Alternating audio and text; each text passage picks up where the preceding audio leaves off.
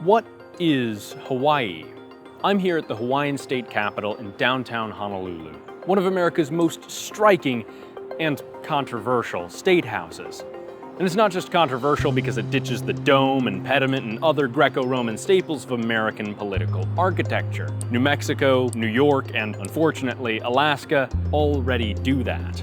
It's controversial because it's supposed to represent Hawaii. And while there are a lot of really interesting, cool, and clever things in this building's design to express some essential characteristics of these beautiful islands, like the columns, the moat, and the atrium, which we'll get to in a second, I promise, to represent Hawaii, you have to have an answer to what is Hawaii. And that's more complicated than it seems. To understand Hawaii's oddities, we have to take a brief look at its history. Luckily, it's right across the street.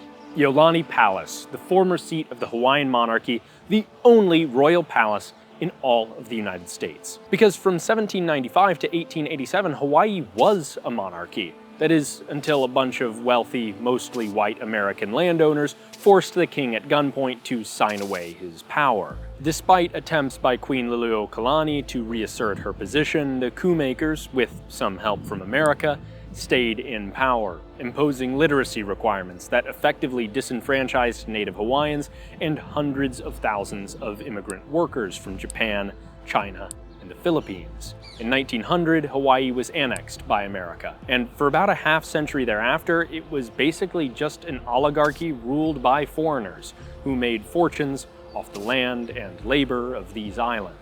That is until after World War II, when things started to change. Veterans like Daniel Inouye, who'd fought for democracy in Europe, came home and saw a chance to end the hypocrisy. So he allied with labor unions, and this guy, Jack Burns, to bring democracy to the islands.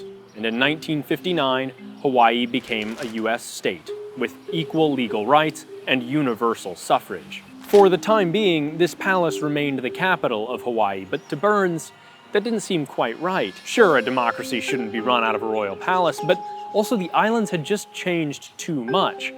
They needed a new capital to represent this new Hawaii. So when Burns became governor a few years later, he set to work. But he knew the building had to be different, unlike any other capital in America. And in 1969, when he dedicated it, it was. Composed of lines, plains, and open spaces, the building borrows heavily from the Bauhaus-inspired international architecture style. But Burns also wanted a distinctly Hawaiian twist. So let's talk about those columns, moat, and atrium. Just as the Pacific surrounds these islands, so too this building is surrounded by, well, right now a plywood barrier, but behind the plywood barrier is a really cool and symbolic moat, I promise. But those columns, you can see them. On each side, the front and the back, there's 8 columns, each representing the 8 islands of Hawaii, and every one of them is designed to mimic the royal palm tree. From the side of the building, you can see the 2 conical legislative chambers, shaped like the volcanoes that made these islands. And around the property, you'll find 4 kukui nut trees, the state tree of Hawaii, and a sacred number for the 4 major Hawaiian gods. And of course, there's the gorgeous atrium, with no dome but the sky, and this artistic centerpiece to literally reflect it. The islands, the sea, the sky, and the native religion. All these things are represented here, but does it represent Hawaii? This building embodies one narrative, perhaps the most common narrative of the Hawaiian experience, one that confronts the legacy of oppression, imperialism, and violence in Hawaii's past, and stakes its claim on the future being different. Hawaii is fully democratic today, and it does place a special emphasis on Native Hawaiians and their struggles, with the Office of Hawaiian Affairs, a kind of 4th branch of government devoted to the needs and voices of Native Hawaiians. And the Hawaiian language has a special role in the government and culture of the state, in a way seen hardly anywhere else in America. But many question this narrative. They believe the government of Hawaii is illegitimate, that statehood is merely an extension of the injustices of annexation and oppression in Hawaii's past, and understandably so. To them, Hawaii isn't a state, it's an illegally occupied territory. And this building, though it may be cleverly designed, doesn't represent Hawaii, it represents subjugation. Maybe the story this building tells isn't perfect.